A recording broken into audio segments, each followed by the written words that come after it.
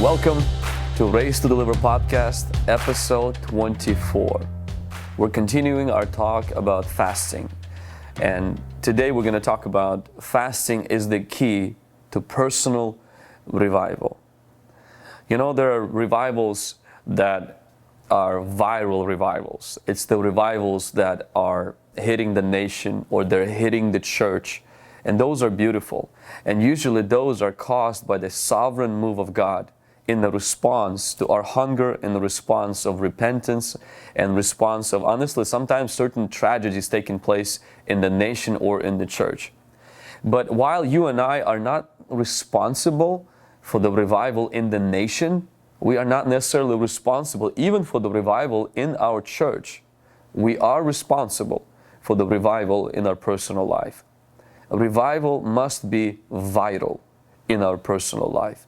And I believe that one of those keys to personal revival, sustainable personal revival, is a life of fasting, especially extended period of fasting. As a lot of churches around the world are doing 21-day fasting, some doing 40-day fasting, whichever church or whatever church your church does, even if your church is not doing it, you can still join us and be a part of this movement and this time and a season of fasting before God. The famous, most common verse that's been used to spark revivals in people's lives is 2 Chronicles chapter 7, verse 14. I'll read verse 13 first. When I shut up heaven and there is no rain, or command locusts to devour the land, or send pestilence among my people, if my people who are called by my name humble themselves, pray and seek my face, and turn from their wicked ways, then I will hear from heaven, I will forgive their sin, and I will heal their land. Though this applies mainly to a nation, it could apply as well to a church, it could apply as well to a ministry, to a family, and as well to our personal life. And God says, you know, the state of a person's life when heaven is shut, when there is no rain, meaning when there is a spiritual drought, spiritual famine, and then the locust is devouring the land. Perhaps like there is some kind of a demonic oppression. Perhaps there's some kind of a thief that's running rampant in your life right now. Or maybe there's a pestilence. I mean, honestly, this applies to our world. There's a COVID-19 right now that's ruining businesses, that's running rampant, killing people and causing havoc in our nation, in our churches, and in our cities. And God says, when that begins to happen, if my people, I want you to mark just few simple steps of personal revival. If my people, number one, they humble themselves. Now, may I remind you that humility in the biblical context has always been fasting. Many scriptures in the Old Testament where people would humble themselves with fasting. So if you would replace right now word humility with fasting, if my people would fast, everywhere you see in the Old Testament where people of God faced a problem, the way they humbled themselves was through fasting. Whether it was Esther, whether it was Daniel, whether it was Ezra, whether it was Nehemiah, whether it was David, different men and women of God throughout the history, the way they humbled themselves before God was through fasting. And the Bible says that God would give grace, unmerited favor to people who fast. Fasting is the key to God's favor, because fasting is humbling yourself before God. If we don't humble ourselves before God, we will get humbled by God. If we don't humble ourselves before God, life will humble us. Each one of us will be humbled if we don't humble ourselves. And so it's not avoidable. Humility is not avoidable. But humility, if I could put it like this, humility is something that we choose. But if you refuse humility, humiliation is something that will choose you. You will be humbled. And so for those of you who say, you know what, I don't need to fast, I don't want to fast, could it be the real reason why we don't fast is because of pride? Because if fasting is humility, then not fasting could be a sign of pride. And not always the sign of, oh, I have health reasons, I have, lack of desire and everything. At the root of lack of fasting is pride. When you humble yourself before God, it involves fasting. And then God says the second step is begin to pray. Begin to pray. It's interesting because the people who did not pray had heavens closed. But now when they opened their mouth, heaven opened as well. Closed heaven sometimes is a direct result of a closed mouth. When there is no prayer, when there is no praise, when there is no confession of sin, when there is no adoration of God, it results in the heaven being closed. But when you begin to fast, fasting in itself that doesn't lead to prayer is just a diet, is just a starvation, is just an attempt to corner God and squeeze a blessing out of Him. It's just an attempt to bribe God, move God. But when fasting leads you to prayer, it moves you, it positions you, it breaks you, it takes the self-independence, it takes the pride out. And so fasting without prayer is just a diet, is just a starvation.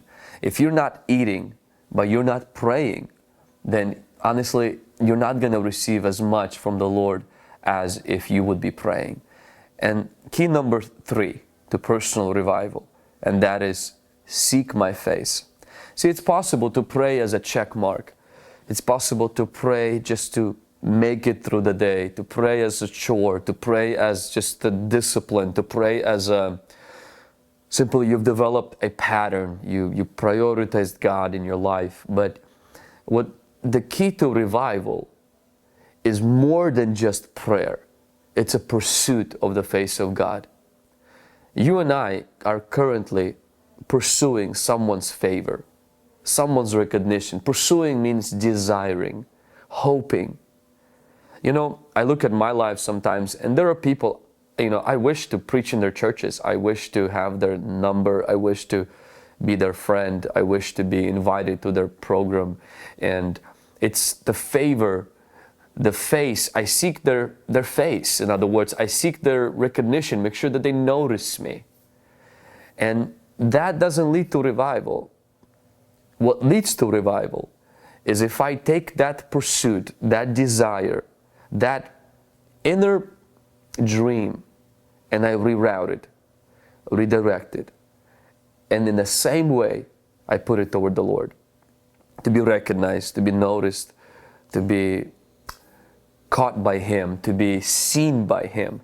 And as you begin to take that toward the Lord, something will begin to happen. Revival will begin to come into your life. So the first key to revival is fasting. The second one is prayer. The third one is the pursuit of the Lord's attention. The fourth key to revival, He says, and if you turn away from your wicked ways. It's interesting that some people say, you need to first turn away from your sin and then begin to seek God. But in here, we see that when you fast, you pray, and you seek the Lord's favor, it will result in you turning away from certain things that are currently not okay with God. Things that are plaguing your consciousness, things that are not pleasing to God, things that are grieving the Holy Spirit, that we might not even know they're grieving the Holy Spirit. I've noticed that about my life as well. When I begin to fast, when I begin to pray, and when I begin to seek the Lord's favor, seek the Lord's face, there is a deeper yearning for holiness. There is a dissatisfaction with certain things that I excused before. There is a hate toward lawlessness. There was things that I can no longer watch, I can no longer do, I can no longer participate in those things. Why? Because it produces a desire, an appetite for the holiness of God in your life. If you're currently living an unholy, defiled life, begin to fast, begin to pray, and begin to seek the Lord's favor, the Lord's face. Don't seek other things like prosperity, wealth, anointing, power. Those things will seek you if you seek God. The Bible says those things will be added to you as you seek the Lord's face. But if you seek those things instead of seeking the face of God, you will always be chasing them, like chasing after the wind. And chasing after God will not result in greater influence. It will not result in greater anointing. It will result in a greater hunger for holiness. And then the Bible says, God will hear from heaven, He will answer your prayer, and He will heal your land. Whatever that's broken, whatever that's right now needs healing, God promises to begin to heal and restore. Fasting is not something that we use to get more of anointing. Fasting is something God uses to get more of us and to give us a new appetite, new hunger for His holiness. And the result of that fasting is that God hears us, He answers our prayer, and then He heals our land. And so I just hope that God will strengthen you as you continue to fast, as you continue to pray. If you haven't considered taking extended time to fast, may this be your best year yet. May you do that this year. Thank you for listening to this episode. I would like to encourage you to subscribe to the podcast, leave a review if this was a blessing to you, and share it with your friends. It will mean a lot to me. My ministry is releasing all of that content for free on the website, VladimirSavchuk.com. All of my sermons, all of the books and ebooks, study guides, they're available for free, as well as reading plans. All of the courses on Vlad's School are available for free as well. Make sure to check them out and share them with your friends. If this ministry was a blessing to you and you would like to be a partner and be a financial supporter, you can do that as well. It would mean a lot. It will help us to take this message further and reach more people. God bless you, and remember, you were raised to deliver.